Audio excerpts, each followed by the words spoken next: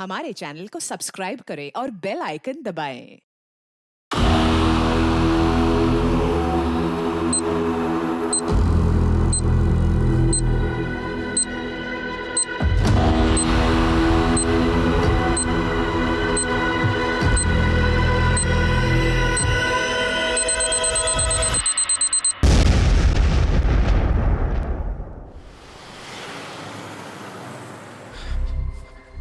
साहब का मिलेंगे वो रहे बैठ। थैंक यू सर, मुझे आपको एक इम्पोर्टेंट इन्फॉर्मेशन देनी है। किस सिलसिले में? सर मैं नमोनियम सिट्रेट का स्टॉकिस्ट हूँ। जी सर आज डॉक में लोड करते हुए हमें पता चला कि at least 15 kg ammonium citrate and फिलेंटिन स्टिक्स गायब है सर।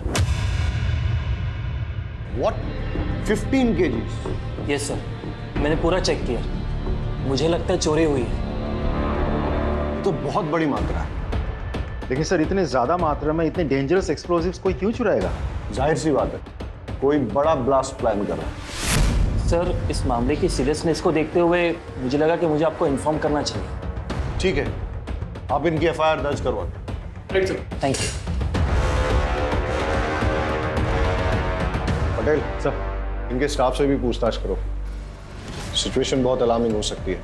अपने खबरी नेटवर्क को एक्टिवेट करो और सारे नाकों पे चौकसी बढ़ा दो। लेकिन सर मेरी जानकारी के मुताबिक हमारे कोस्टल एरिया में मच्छी पकड़ने वाले तालाबों में मच्छी पकड़ने के लिए नमोनियम साइट्रेट इस्तेमाल करके छोटे मोटे ब्लास्ट करते हैं। पटेल 15 kg नमोनियम साइट्रेट और फेलेटिन स्टिक्स मछलियां पकड़ने के लिए चोरी नहीं की जा सकती। डबल चेक करो सर, और इस स्टॉकिस्ट पे भी नजर रखो। पता करो नमोनियम साइट्रेट चोरों ने गायब किया है या खुद गायब करके चोरों पे इल्जाम लगाया जा रहा है। Yes sir. रोजाना हमारे थाने में चोरी और डकैती की घटनाएं दर्ज की जाती हैं। ये हमारे लिए रूटीन वर्क है, लेकिन हमें इस बात के लिए ट्रेन किया जाता है कि अगर कुछ भी अनयूजुअल नोटिस करें तो हम चौकन्ने हो जाएं। मेरी ज्यूरिसडिक्शन में इतनी बड़ी मात्रा में एक्सप्लोसिव्स का चोरी होना यह संकेत दे रहा था कि कुछ बड़ा घटने वाला है। अब कितना बड़ा, इस बात का हमें कोई अंदाजा नहीं। अब मेरे दिमाग में सिर्फ एक ही सवाल बार बार उठ रहा है कि एक्सप्लोसिव्स की चोरी मछलियां पकड़ने के लिए हुई है या फिर इस बार निशाना मछलियां नहीं कोई और है।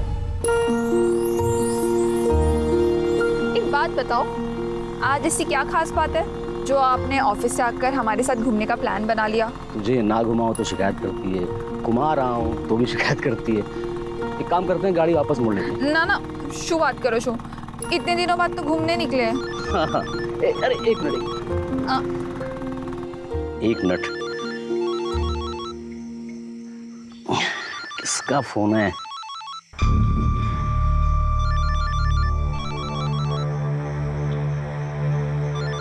अरे शू अच्छे, कॉल तो उठा लेते।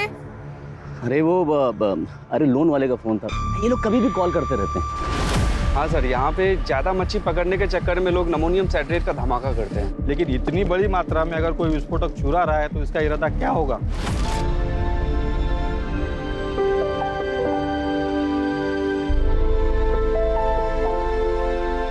चलो भाई, बहुत तेज भूख लगी है, कुछ खिला दे फटाफट। माँ मुझे भी भूख लगी है। हाँ तो देख, तेरी सारी फेवरेट चीज लेकर आई हूँ, ये ले। इतना सामान लग रहा है पूरे गांव को खिलाएगी। हाँ काफी टाइम बाद आया तो सोचा एंजॉय करेंगे।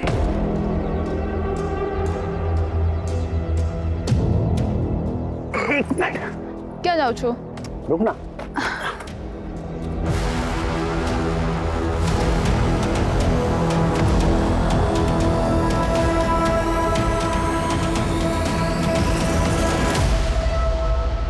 सरप्राइज, सरप्राइज, ये तेरे लिए। मेरे लिए? खोल के देख।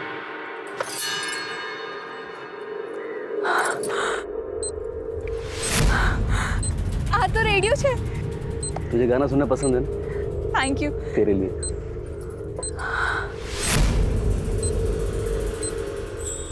इसकी क्या जरूरत थी? अरे तेरा फोन खराब हो गया था ना, तो थैंक यू सो मच। आप मेरा कितना ख्याल रखते हो। अच्छा सिर्फ थैंक यू से काम नहीं चलेगा, पप्पी भी देनी पड़ेगी। ये लो पप्पी, मुझे भी एक चीज चाहिए। क्या? एक रिमोट कंट्रोल कार। अरे ब्लैकमेलर। अरे यार ये फोन, किसका फोन आ रहा है बार बार?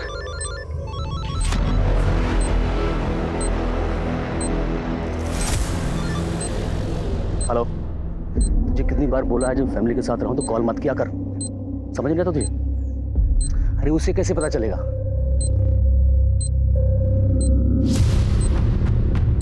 मैं तो संभाल लूंगा, लेकिन अगली बार टाइम देख के, ठीक?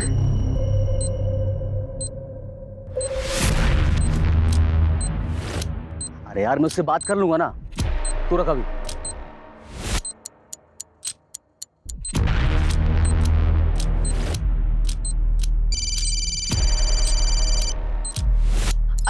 सुनिए ना, किसी का कॉल आ रहा है, मुझे लग रहा है शायद सिम कार्ड वाले कॉल कर रहे हैं, मैं बात करती हूँ।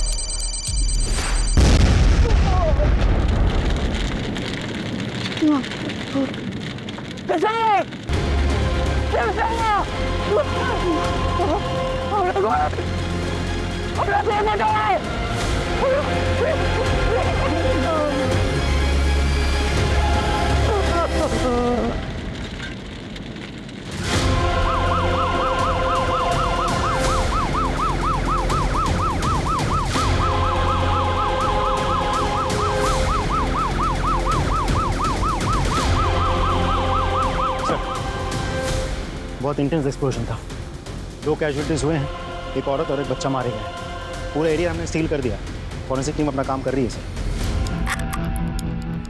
टेररिज्म का कोई एंगल? सर प्राइम फेसी तो नहीं लगता, लेकिन इग्नोर भी नहीं कर सकते। चेक करो क्या एनआईए की कोई रिपोर्ट है क्या, और आसपास के खबरियों से पूछताछ करो कि उन्होंने किसी टेररिस्ट संदिग्ध व्यक्ति या एक्टिविटी को देखा है क्या, और किसने कुछ देखा है, आई मीन आई विटनेस? जी सर, मैं इधर से जा रहा था और देखा कि वो आदमी अपने बीवी बच्चों के साथ अच्छा खासा खेल रहा है सर। इतने में अचानक उसका फ़ोन आता है और वो बात करते हुए सर उधर जाता है। फिर सर बम का जो धमाका यहाँ हुआ ना सर, मेरे तो कान एकदम सुन पड़ गए। ये तो अच्छा हुआ सर कि आज यहाँ कोई है नहीं, वरना यहाँ काफ़ी भीड़ रहती है सर। ओके,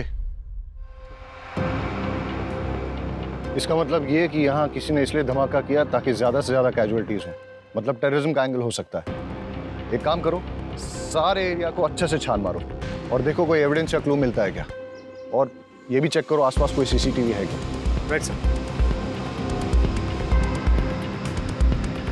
हेलो ऑफिसर, क्या लगता है आपको?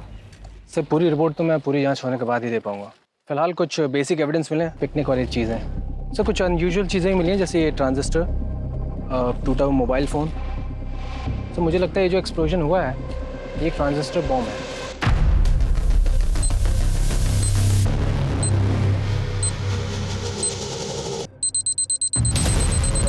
जहाँ तक एक्सप्लोजन का सवाल है, आईईडी है या फिर कोई और एक्सप्लोजन, इसके बारे में भी ठीक से कहा नहीं जा सकता। थैंक यू ऑफिसर, कोशिश कीजिएगा कि जितनी जल्दी हो सके रिपोर्ट सबमिट कर दें प्लीज़। Sure sir. गणेश भाई, अगर आप चाहते हो कि आपकी पत्नी और बच्चे का हत्यारा जल्द से जल्द पकड़ा जाए तो प्लीज़ हमारे साथ कोऑपरेट करिए। हाँ, ज़रा सोच के बताइए कि ऐसा कोई है जो आपका नुकसान करना चाहता है, ऐसा बॉम्ब ब्लास्ट प्लान करके। हमारी टीम को शक है कि ये ट्रांजिस्टर से ही ब्लास्ट किया गया है। ट्रांजिस्टर? इसका मतलब कि जो कुछ भी हुआ मेरी वजह से हुआ। साहब मैं बस ड्राइवर हूँ और जो ट्रांजिस्टर मोबाइल ये एक पैकेट में था और वहीं से लेकर आया था। वलसाड़ आ भी गए हो, आखिरी स्टॉप है, आखिरी स्टॉप। अरे सर सर, आखिरी स्टॉप है। क्या बात है गणेश भाई, रोज से 1 घंटा पहले पहुंचा दी। अरे नहीं रे, आज रास्ता साफ मिल गया तो खींच दी।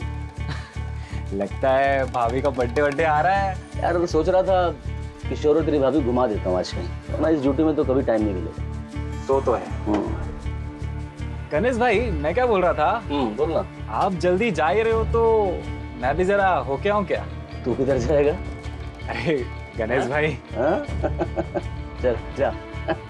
लॉक? अरे मैं कर दूंगा, तू जा। चाल से गणेश भाई।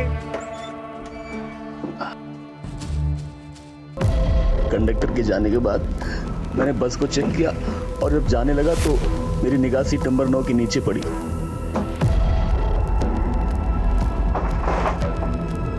वहां मैंने देखा एक थैली रखी हुई थी। मैंने उठाकर चेक किया तो देखा उसमें एक ट्रांजिस्टर और साथ में मोबाइल भी था। उसे देखकर मेरे मन में लालच आ गया साहब, और मैं बीबी और बच्चे की मौत का सामान खुद अपने साथ ले आया।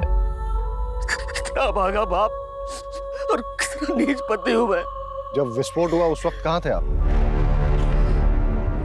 उस वक्त साहब मेरा एक कॉल आ गया था, उसी को अटेंड करने के लिए मैं साइड पे गया। सब बर्बाद हो गया। It's okay, thank you. आप अभी जा सकते हैं।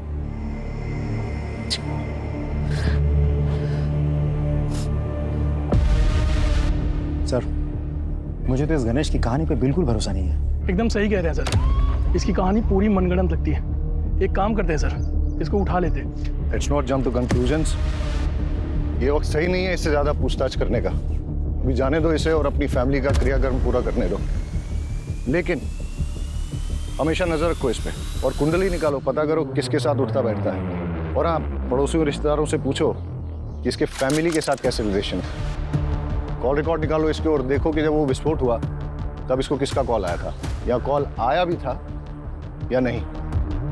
और हाँ, उस बस कंडक्टर से पूछताछ करो और ये पता करो कि वो सीट पे कौन बैठा था, किसने अपना लगेज वहां पे छोड़ दिया था या फिर जानबूझ के छोड़ा था ताकि उस आतंकवादी घटना को अंजाम दे सके।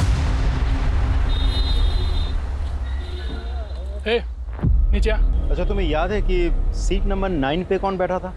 Seat number 9? नहीं सर। रजिस्टर या टिकट की कॉपी ऐसा कुछ होगा?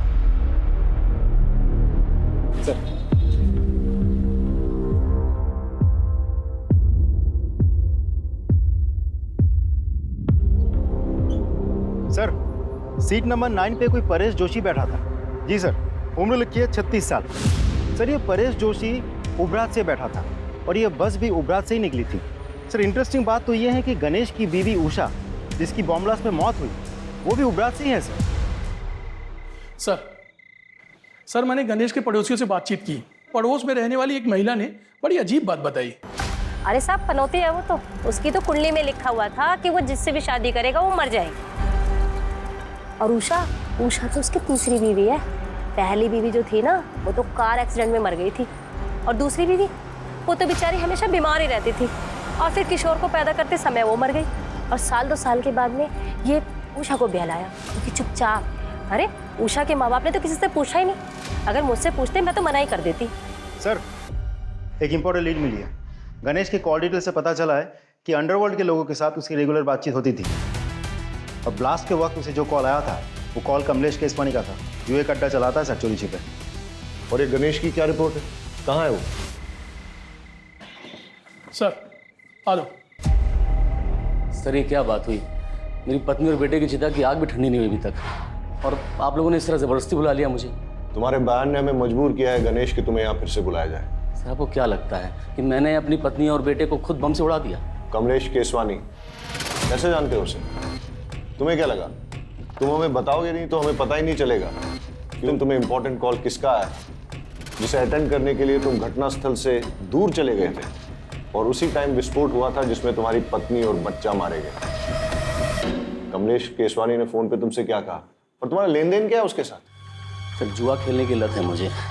शुरू में तो बहुत जीता मैं, लेकिन पता नहीं सर 5-6 महीने से किस्मत ही खराब है कि मैं बहुत पैसा हार गया।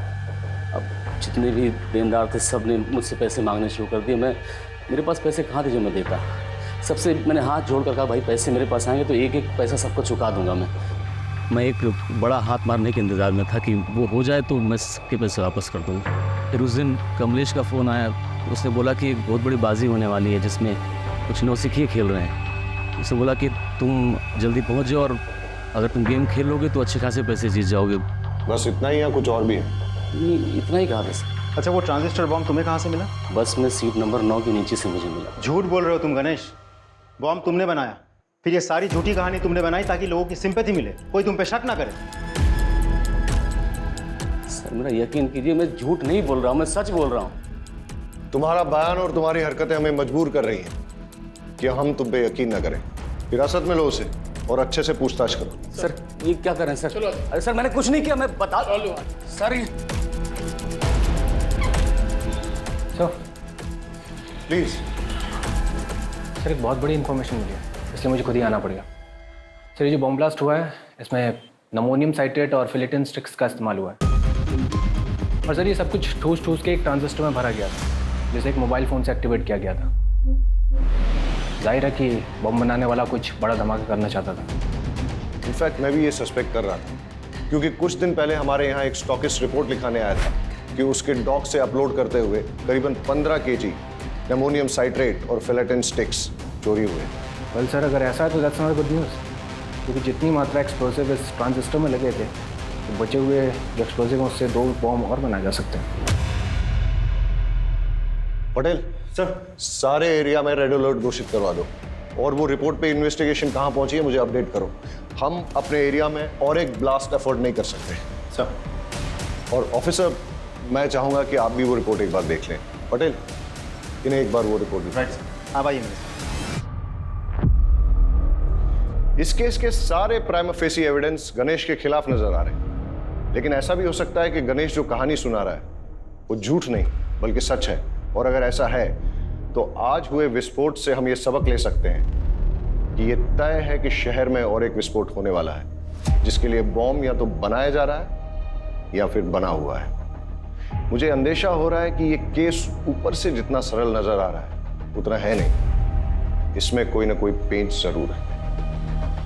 सर, फॉरेंसिक ऑफिसर के मुताबिक मोस्ट प्रोबेबली ये ब्लास्ट उन्हीं एक्सप्लोसिव से किए गए हैं जिनकी चोरी हुई है, और ब्लास्ट के साइट से हमें जो सैंपल्स मिले हैं वो स्टॉकिस्ट के सैंपल्स के साथ 90% मैच होते हैं। इसका मतलब श्योरली एक और ब्लास्ट होने वाला है।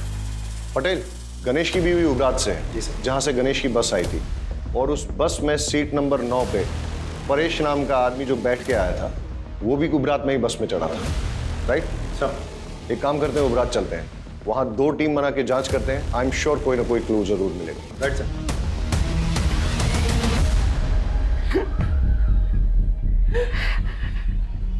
देखिए, हमें आपकी बेटी की मौत का बेहद अफसोस है, लेकिन क्या करें, कातिल को पकड़ना भी तो ज़रूरी है। उसके लिए हमें ये जानना बहुत ज़रूरी है कि ऐसा कोई इंसान है जो आपकी बेटी को मार सकता है, जैसे कि आपका दामाद गणेश। नहीं साहब, गणेश पे शक करने की कोई वजह नहीं हमारे पास।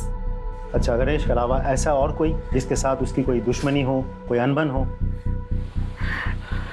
उषानो जूनो बॉयफ्रेंड विनायक दवे नाम है उसका। 1 नंबर दारूडियो ने गुंडो छे। उसने अपनी चिकनी चुपनी बातों में उषा को फंसा लिया था, पूरे उपरात में बदनाम कर दिया था। बड़ी मुश्किल से हमने अपनी बेटी को समझा बुझाकर उससे पीछा छुड़वाया। यहाँ उषा से कोई शादी करने को तैयार नहीं था।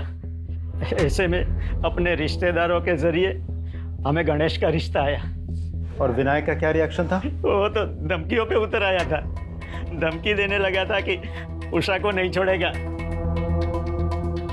इस उषा के कॉल डिटेल्स निकलवाओ और लोकल पुलिस को कहो कि विनायक दावे के बारे में पूछताछ करें और हमें रिपोर्ट करें। जी सर। परेश जोशी। जी हूँ चू, पर ये मेरी wife Megha.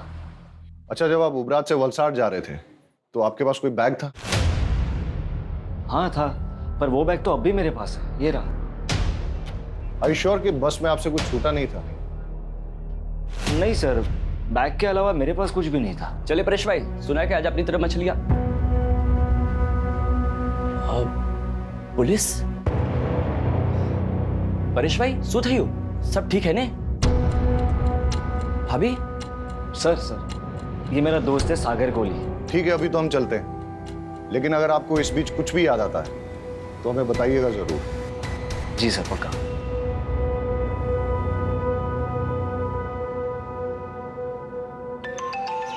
Excuse me. Hello, thank you sir. Forensic team की कॉल थी सर। टीम ने उस ट्रांजिस्टर के मेक और मॉडल का पता लगा लिया है। साथ ही उस फोन का IMEI नंबर भी मिल गया सर, जिसे डेटोनेटर के लिए इस्तेमाल किया गया था। एक बात और सर, उस फोन पर सिर्फ एक कॉल आई थी और वो कॉल उबरात के किसी PCO से था। क्या एक जगह जितनी शांत दिखती है ना उतनी है नहीं। ट्रेस करो ये IMEI नंबर किसके नाम पर रजिस्टर्ड, और अगर ट्रांजिस्टर के मेक और मॉडल का पता चल गया तो मैन्युफैक्चरर से बात करो और पता करवाओ यहाँ उबरात और वलसाड़ में उसे डिस्ट्रीब्यूट कौन करता है। Right sir. सर, उषा के माँ बाप से मेरी बात हुई। उषा के पेरेंट्स ने उषा की शादी उसके पुराने प्रेमी विनायक दवे से नहीं, गणेश से करवाई थी। ये विनायक के बारे में कुछ पता किया? सर, गुंडा और शराबी है, और वो लगातार उषा को शादी के बाद से धमकी दे रहा था कि अगर वो वापस लौट के उसके पास ना आए तो वो सिर्फ अपने आप को ही नहीं, उषा को, उषा के हस्बैंड को और बच्चे को, सबको मार देगा। ये मैसेज अभी भी उषा के फ़ोन में है। तो विनायक कहाँ है अभी?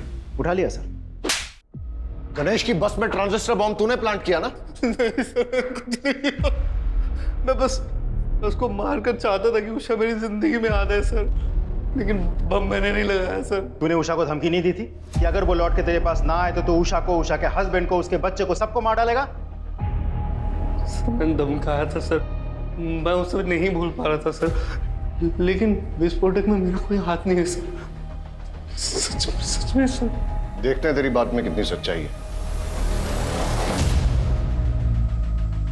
फिलहाल तो इस विनायक को छोड़ देते हैं, लेकिन नजर रखो इस पे और पता करो कि जिस दिन ब्लास्ट हुआ उस दिन ये कहाँ था। इस मेक और मॉडल का ट्रांजिस्टर आपके दुकान से बेचा गया था?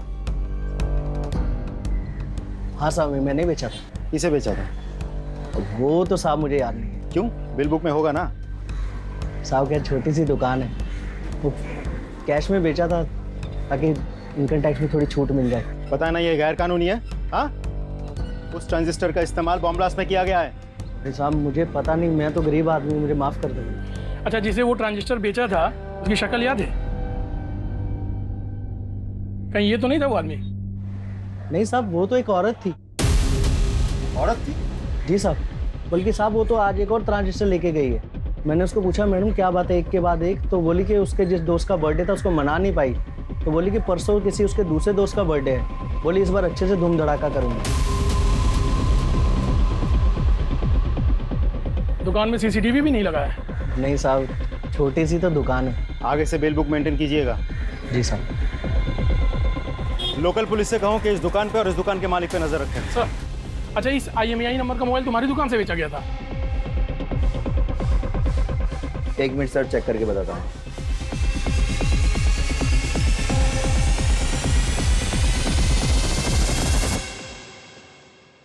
जी सर। किसको बेचा था? एक औरत ने बर्थडे गिफ्ट देने के लिए मोबाइल खरीदा था और उसी के नाम पे सिम भी लिया था। उसका नाम विकास मेहता, इसी एरिया में रहता है। सर, ये जो उषा का एक्स बॉयफ्रेंड विनायक है, ये इसी विकास मेहता का आदमी है? हाँ सर, आज सुबह एक और मोबाइल खरीदा गया उसी नाम पे सर। इस विकास मेहता की डिटेल्स दीजिए। ये लीजिए सर। सर, जिस तरह की औरत का ब्यौरा उन दुकानदारों ने दिया है, ऐसे में तो कोई हो सकता है। मेरा मतलब गणेश या विनायक। मतलब तुम ये कहना चाहते हो कि जो दो लोग वहाँ आए थे उनमें से कोई एक औरत बन के आई थी और उसी ने मोबाइल और ट्रांजिस्टर खरीदे? हाँ सर। ये मेहता का घर यहाँ से और कितना दूर है जिसके नाम पे मोबाइल खरीदा गया था? सर, ऑलमोस्ट पहुँच गए।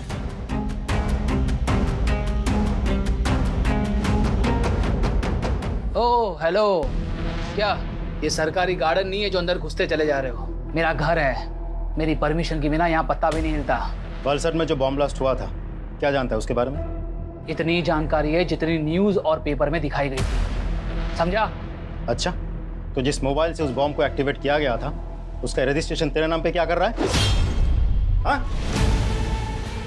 सर शुरुआत करो तो मैं, कौन सा मोबाइल, कैसा मोबाइल? सर मेरा मोबाइल मेरे पास है सर।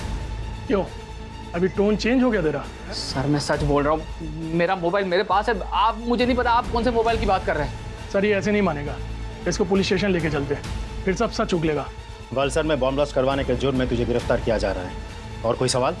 ये IPC की कौन सी धारा लगाऊं यही बता दूं। लेकर आओ इसे। चल। मेरी बात सुनो, मेरा कुछ नहीं है इसमें। अरे हिम्मत भाई, मारी बात मारो। अरे मैं कहीं नहीं करी, अरे क्या मारो जो? अरे साहब मेरा यकीन कीजिए, मैंने कुछ नहीं किया, वो बॉम्ब प्लान नहीं किया मैंने। ये विनायक तेरा ही आदमी है ना जिसे तूने गणेश की बस में बॉम्ब रखवाया था? अरे साहब वो एक नंबर का नशेड़ी और शराबी किस्म का इंसान है, वो क्या किसी बस में बॉम्ब प्लान करेगा? उसे शराब पीने से तो फुर्सत मिलती नहीं है। साहब जो हमारी बात सांभो, तब एक खोटा मानस ने पकड़ी मुकी है। अरे वो बाहर गुनेगार फिर रहा है, उसको पकड़ो जाके। ये जब तक सच ना उगले ना, उठते रहो इसे। हमारी बात सांभो, तब एक खोटा मानस से पकड़ो। सर मेहता कुछ बोला? बहुत तोड़ा सर, लेकिन मुंह नहीं खुल रहा। बहुत शातिर है। बैकग्राउंड क्या है उसका? नामी गुंडा है सर, आसपास के एरिया में दादागिरी करता फिरता है। ऑलरेडी बहुत सारे केसेस दर्ज है उस पर। एक बात और सर, मेहता के जिस KYC डॉक्यूमेंट्स पर वो सिम कार्ड खरीदा गया था वो फेक है। मतलब कोई मेहता को इस केस में फंसाना चाहता है? हो सकता है और नहीं भी हो सकता, लेकिन तुमने कहा कि मेहता बहुत शातिर है और कई केसेस दर्ज हैं उस पर, इसलिए ऐसा हो सकता है कि अपने आप को प्राइमा फेसी सस्पेक्ट बनाने के लिए उसने ये सब जानबूझ के किया और बाद में सिंपैथी पाकर सस्पेक्ट लिस्ट से बाहर हो गया। मोबाइल और ट्रांजिस्टर की दुकान से कुछ पता चला? सर कुछ खास नहीं, लेकिन दोनों दुकानदारों ने एक अजीब बात कही। जिस लड़की ने पहले मोबाइल और ट्रांजिस्टर खरीदा वो आज सुबह फिर आई थी। जब दुकानदारों ने पूछा कि ऐसी भी क्या खास बात हो गई, तो पता है उस लड़की ने क्या कहा? उसने कहा कि कल जिस फ्रेंड का जन्मदिन था वो हम ढंग से मना नहीं पाए, लेकिन परसों एक और फ्रेंड का जन्मदिन है, वो हम बहुत धूमधाम से मनाएंगे। कुछ समझ में आया पटेल? अपराधी के दिमाग में जो चल रहा होता है वो अक्सर कहीं ना कहीं उसके मुंह से भी निकल जाता है। कल का जन्मदिन ठीक से मना नहीं पाई, यानी कल जो ब्लास्ट हुआ, परसों फिर से जन्मदिन मनाएगी, वो भी धूमधाम से। मतलब समझते हो इसका? मतलब परसों और एक ब्लास्ट होने वाला है, लेकिन हमें नहीं पता कि कब और कहां। और परसों का मतलब ये भी कि हमारे पास सिर्फ 48 घंटे हैं उसे रोकने के लिए।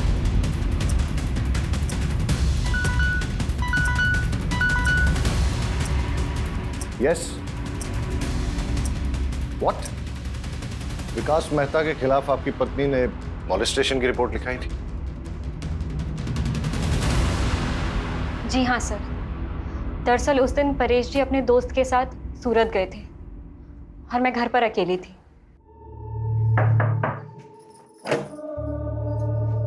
जय श्री कृष्ण। जय श्री कृष्ण। परेश भाई છે? वो तो सूरत गए हैं सागर के साथ। हाँ, कई वांधो नहीं, हूँ પછી આવી જઈશ। अब एक गिलास पानी मिलेगा? जी जी आप बैठिए ना, मैं लेके आती हूँ।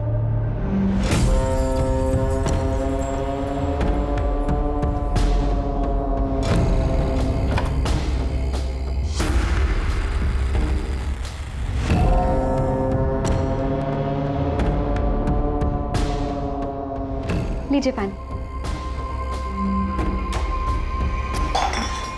ये क्या कर रहे हैं आप? इतनी मासूम मत बन, तो बहुत अच्छे से जानती है मैं तुझसे क्या चाहता हूँ। छोड़िए। अक्षय भाई, सुनीता बहन, बचाओ।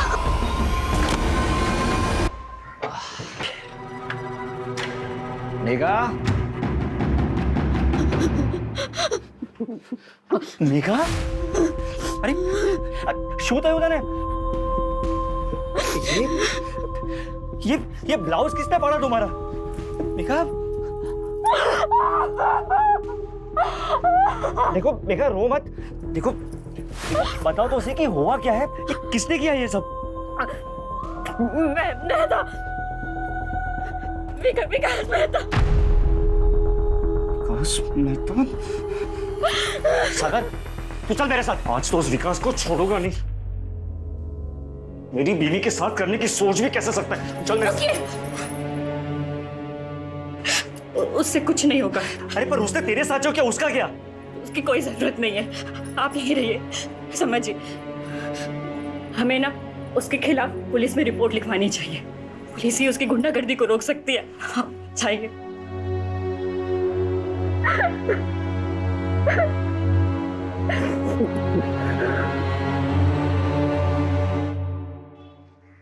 सर मुझे तो लगता है, excuse me sir. Hello sir, मुझे तो लगता है मेहता ने ही बॉम्ब प्लांट किया था या करवाया था, और टारगेट था परेश। लेकिन अगर मेहता को सर बड़ी इंटरेस्टिंग इन्फॉर्मेशन मिली है। सर गणेश ने लगभग 1 महीना पहले अपनी पत्नी उषा के नाम पर 25 लाख की इंश्योरेंस पॉलिसी करवाई। 1 महीना पहले तूने अपनी बीवी के नाम पे 25 लाख का इंश्योरेंस लिया था। इतने सारे कोइंसिडेंसेस नहीं हो सकते, इसलिए सच सच बता दे। ज्यादा मारपीट नहीं होगी, इसलिए जेल जाओ और वहां पश्चाताप करो, वरना खाल खींच के उसमें तेज मसाला भर दूंगा, समझा? जितना मुझे पता था मैंने सब आपको बता दिया। इससे ज्यादा मैं कुछ नहीं जानता। सिर्फ सच बोलेगा। सच ही तो बोल रहा हूँ सर, कि मेरी बात का कोई विश्वास ही नहीं कर रहा है। चल ठीक है, मान लेते हैं। फिर ये बता कि तेरे अलावा तेरा बीवी और बच्चे की मौत से किसी और को फायदा हो सकता है क्या? गौतम। कौन गौतम? मेरा बड़ा भाई। वो चाहता था कि मैं और मेरा पूरा परिवार खत्म हो जाए। साफ साफ बता। सर, मेरा भाई गौतम और उसकी वाइफ सीमा दोनों की शादी के बाद बेटा हुआ था। उस वक्त मैं कॉलेज में पढ़ रहा था। एक दिन मैं अपने भतीजे को, मतलब उनके बेटे को बाइक पे बिठा के घुमाने ले गया और एक्सीडेंट हो गया जिसमें वो मर गया। ये सब मेरी शादी के पहले हुआ था सर। मैंने उन दोनों से बहुत माफ़ी मांगी, लेकिन उन्होंने मुझे माफ़ नहीं किया। ज़िंदगी भर का बैर पाल लिया। अभी 4-5 महीने पहले की बात है सर। माँ की तबीयत बहुत ख़राब थी तो पिताजी ने हम सबको बुलाया था। ये सरासर अन्याय है पिताजी। आप सब कुछ इसके बेटे के नाम कैसे कर सकते हैं? कोई अन्याय नहीं कर रहे हम। हमें जो लगा वो ठीक समझा वो हमने किया। और वैसे भी इसका बेटा जो है वो इस घर का चिराग है। ये किशोर ही है जो हमारे खानदान और पुरखों का नाम रोशन करेगा। लेकिन इस गणेश ने जो मेरे बेटे की बदली चढ़ा दी उसका क्या बाबूजी? हाँ, अभी क्या बात कर रही हैं? वो एक्सीडेंट था। सोच समझ के किया था तूने, साजिश थी तुम्हारी। इस बात पर मुझे कोई बहस नहीं चाहिए। और वैसे भी जो कुछ भी हमारा है, हमें निर्णय लेना था, हमने सही निर्णय ले लिया। ठीक है? आ तो बहु जुलुम छे। मैं ना इतनी आसानी से हार नहीं मानने वाली। देख लो तुम। लेकिन हम वसीयत तो नहीं बदल सकते ना। तो क्या करोगे तुम? हाथ पे हाथ धरे बैठे रहोगे? उसने मेरे बेटे को मार दिया और अब वो पूरी जायदाद हड़पना चाहता है। कुछ समझ रहे हो तुम? अरे आदमी हो या नामर्द? नामर्द नहीं हूं, देख लूंगा मैं उसे। अरे होने दो उसके बेटे के नाम जायदाद। जब उसका बेटा, उसकी बीवी और वो खुद इस दुनिया में नहीं रहेगा तो सब जायदाद अपने आप हमारे नाम हो जाएगी। चल मान लेते हैं कि गौतम तेरे परिवार की जान का दुश्मन था, लेकिन उसे बॉम्ब बनाना आता था क्या? सर सिविल इंजीनियरिंग की उसने, सड़कें बनाता था, पहाड़ों को तोड़ने के लिए बम विस्फोट करता था।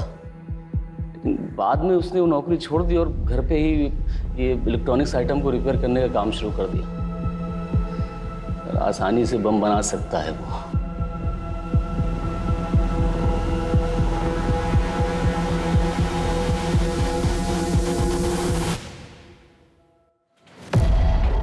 गौतम भगत जी, तुम्हारे भाई की बीवी और बच्चे की मौत हो गई बॉम्ब ब्लास्ट में, तुम एक बार देखने तक नहीं गए? अगर आप मुझे ढूंढते हुए यहाँ तक आए हैं तो साफ जाहिर है आपको पता है मैं क्यों नहीं गया। जब आप रट्टा मार के बैठे हो गया? पढ़ा लिखा हूँ, इंजीनियरिंग की है मैंने। घटना वाला दिन तुम थे कहाँ? मैं अपनी बीवी और बेटी के साथ अपनी साली के घर गया था, राजपीपला। बस से गए थे? टिकट तो होगी? कोई सर्टिफिकेट है जो संभाल के रखा जाए? तुम्हारी बेगुनाही का सर्टिफिकेट हो सकता था।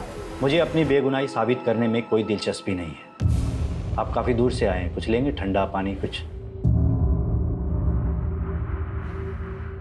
आज तो कुछ नहीं लूंगा, लेकिन जिस दिन तुम्हारे खिलाफ सबूत हाथ लग गया ना, उस दिन तुम्हें लेने जरूर आ जाऊंगा। चले आइएगा, तब तक मैं अपना बचा हुआ काम कर लेता हूँ। क्या है कि मुझे परसों तक एक बहुत बड़ी डिलीवरी देनी है।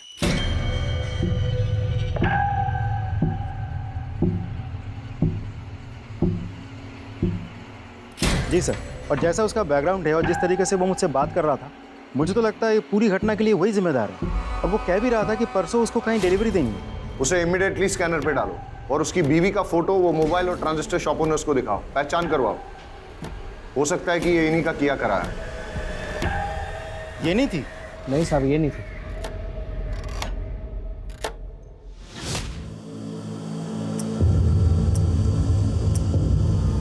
Yes sir. सर मैंने पूरे डिस्ट्रिक्ट में हाई अलर्ट घोषित करवा दिया है। Okay sir. हेडक्वार्टर से बात हो रही थी, सिचुएशन बहुत टेंस है, लेकिन जब तक हमें कोई क्लू नहीं मिल जाता तब तक हम पिन पॉइंट करके किसी एरिया की सिक्योरिटी नहीं बढ़ा सकते। ब्लास्ट कहीं भी हो सकता है। सर अजीब सिचुएशन है, एक भी क्लू नहीं मिल रहा है। सर मैंने बस में ट्रेवल कर रहे सभी यात्रियों से पर्सनली बात की। ज़्यादातर लोगों को कुछ पता नहीं है सर, लेकिन एक पैसेंजर जो कि घटना के तुरंत बाद अहमदाबाद चला गया था, उससे अभी बात हुई। अच्छा, उस दिन जो 9 नंबर सीट पर जो पैसेंजर बैठा था उसके बारे में कुछ याद है? सर 9 नंबर सीट वाला पैसेंजर ना रात में उतर गया था जब ड्राइवर ने चाय पीने के लिए गाड़ी रोकी थी।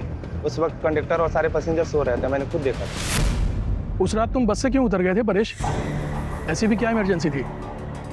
सर दरअसल मेरे फ्रेंड के पिताजी को हार्ट अटैक आया था और उसकी मदद करने के लिए कोई भी नहीं था। अब ऐसे आड़े वक्त पर उसके पास जाना मैंने ज़रूरी समझा। अच्छा, वैसे तुम जा कहाँ रहे थे? वलसाड़? जी नहीं, मैं वापस जा रहा था मेरे ससुराल। वजह जान सकता हूँ? सर दरअसल वो विकास मेहता ने मुझे धमकी दी थी। मेरी पत्नी के रिपोर्ट पर उसे जेल हुई थी, पर उसने अपनी पहचान लगाई और उसे बेल मिल गई थी। उसके बाद उसने मुझे अपने घर बुलाया और धमकाया। क्या हुआ? ये यहाँ पर क्यों लाया? मैंने क्या किया है? तेरी बीवी को बोल अपना केस वापस ले, वरना तेरी बीवी का तो कुछ नहीं कर पाऊंगा, लेकिन बेटा तेरे छोटे छोटे टुकड़े करके समुंदर की मछलियों को खिला दूंगा। अच्छा, तुम्हें क्या लगता है ये सब कुछ विकास मेहता का किया धरा है? सर वो इतना घटिया आदमी है ना, वो कुछ भी कर सकता है और मुझे पूरा विश्वास है मुझे मारने के लिए वो बॉम्ब उसी ने प्लान किया होगा।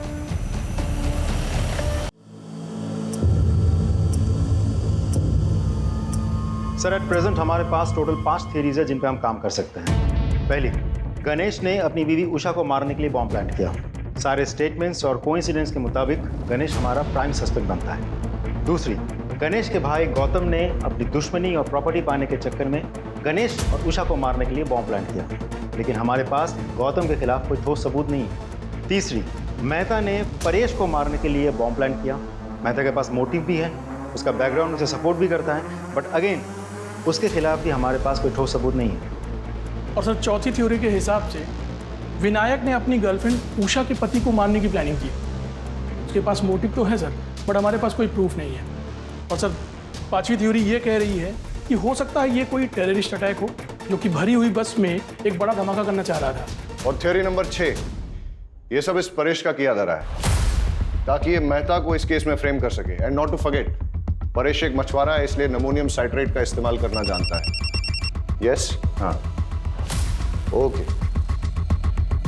गौतम के घर पे रेड करने का वारंट मिल चुका है, उसके घर पे रेड करो और देखो क्या मिलता है। ओ हेलो, आप फिर चले आए? टाइम देखा? देखा, तुम्हारे लिए खराब है। शाह, एक्सक्यूज मी सर, आप ऐसा नहीं कर सकते। सर्च वारंट, आपकी परमिशन के लिए वेट नहीं करूंगा। Please cooperate. शाह करके तलाशी लो। सर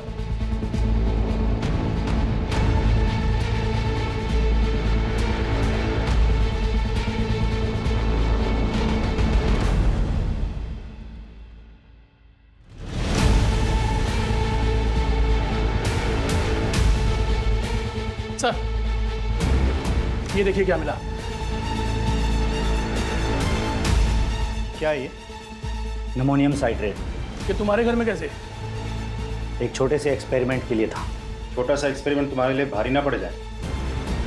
ले आओ। अरे सर नहीं, अरे क्या कर रहे हैं आप?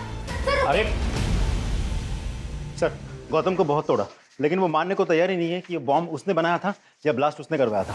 सर उसकी वाइफ को भी आज सुबह लोकल पुलिस ने अरेस्ट कर लिया, लेकिन उसने सिर्फ एक ही रट लगा रखी है कि वो दोनों बेगुनाह हैं। जैसे जैसे ब्लास्ट का टाइम नजदीक आ रहा है वैसे वैसे ये केस और उलझता जा रहा है। मैंने उबरात की उन दोनों दुकानों पे जहां से कि मोबाइल और ट्रांजिस्टर खरीदा गया था, वहां तक जाने वाले सारे रास्तों की सीसीटीवी फुटेज मंगाई है। हम उसे अच्छे से चेक करते हैं। आई एम श्योर कोई ना कोई क्लू जरूर मिलेगा।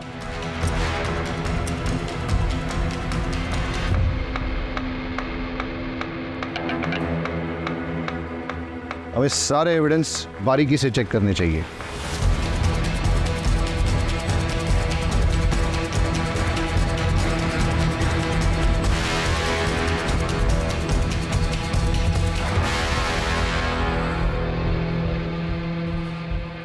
ये क्या है? सर कपड़ों के दुकान का पॉली बैग है, वो भी उभरत का।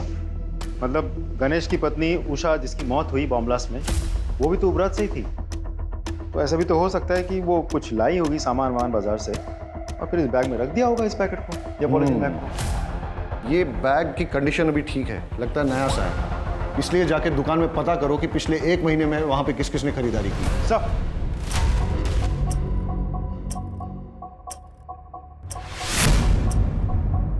अच्छा, सामान बेचने के बाद आप लोग बिल बुक तो मेंटेन करते होंगे? जी सर। तो पिछले 1 महीने में जो भी सामान आपने बेचा है उसके बिल्स दिखाइए। Yes sir.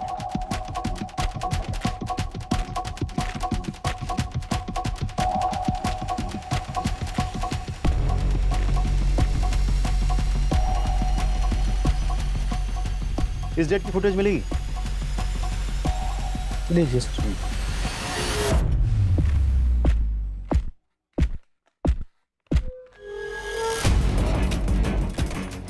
ये जानते हैं आप? हाँ सर। सारे फुटेजेस ले लो। सर ये थी वो औरत। हाँ सर, यही थी। यही औरत थी वो? जी साहब, यही थी।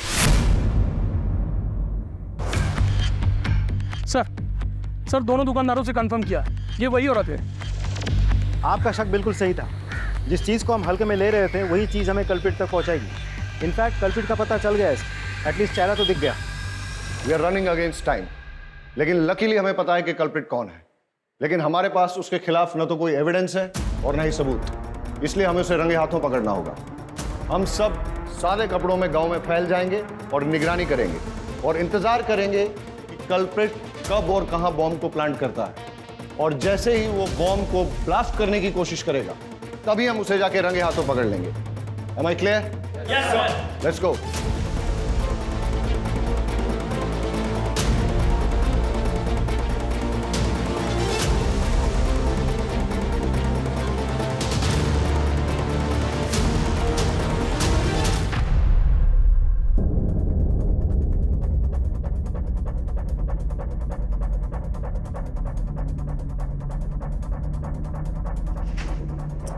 अमोनियम साइट्रेट है सर।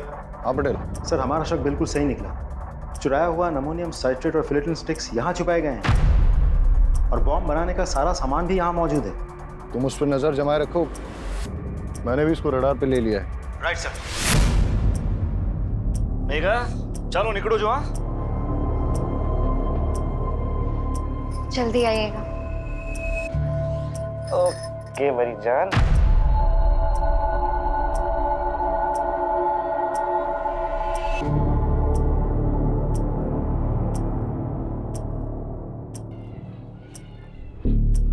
हाँ मैं उसका पीछा कर रहा हूँ, तुम उस पर नजर रखना। सर किसी को फोन लगा रहा है, नंबर डायल कर रहा है।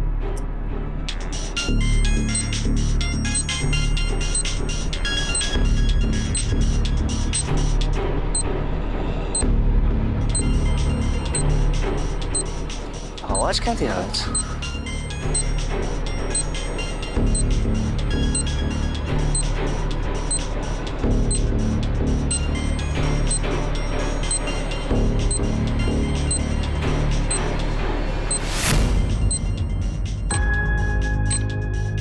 ये मैडम को भी नए नए आइडिया थे रोमांस के लिए। रुक, फोन मत उठाना, रुक, कॉल मत उठाना। अरे सर अब हुआ क्या? लेकिन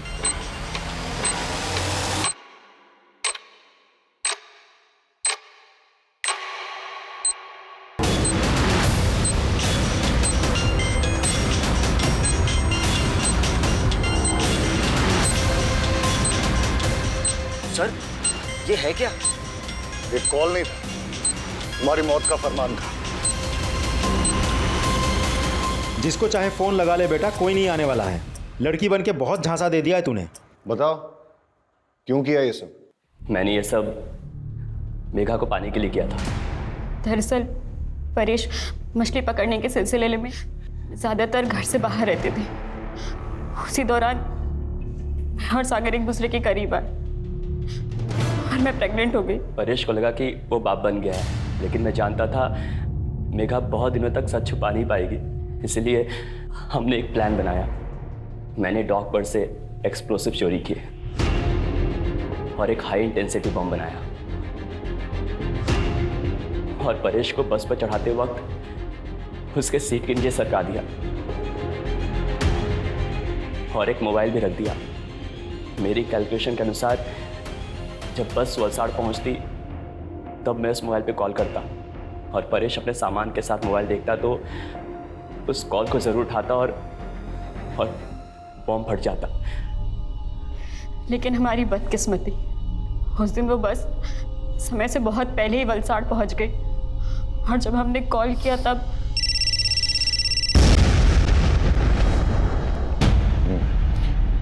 ये विकास मेहता का क्या चक्कर था? उसे मेरे और सागर के अफेयर के बारे में पता चल गया था। मुझे वार्न करने आया था। मैंने उस पर झूठा इल्ज़ाम लगाकर उसे जेल भिजवा दिया। विकास मेहता बेल पर बाहर आ गया था। उसका पुख्ता इंतजाम करने के लिए मैंने एक शॉप से मोबाइल खरीदा और उसके नाम पर सिम भी खरीदा ताकि जब पुलिस तफ्तीश करे तो वो फंस जाए। और उसे सजा मिले। लेकिन उस कपड़ों की दुकान की सीसीटीवी फुटेज पे हमने तेरी शक्ल पहचान ली और तेरा खेल खत्म हो गया। मैं पूरी कोशिश करूंगा कि तुम दोनों को कड़ी से कड़ी सजा हो।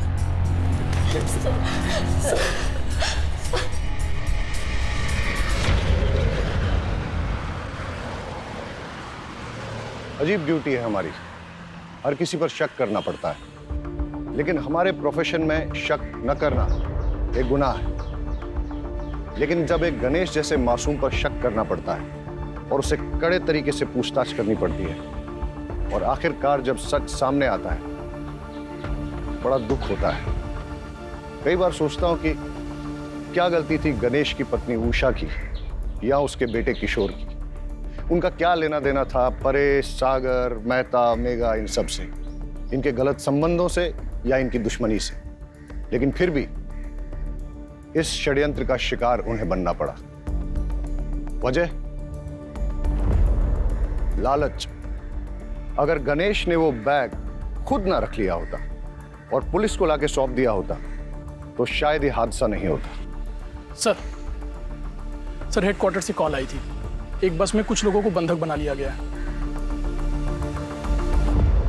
चलो sir. For more updates, subscribe to our channel, click the show links and enjoy watching the videos.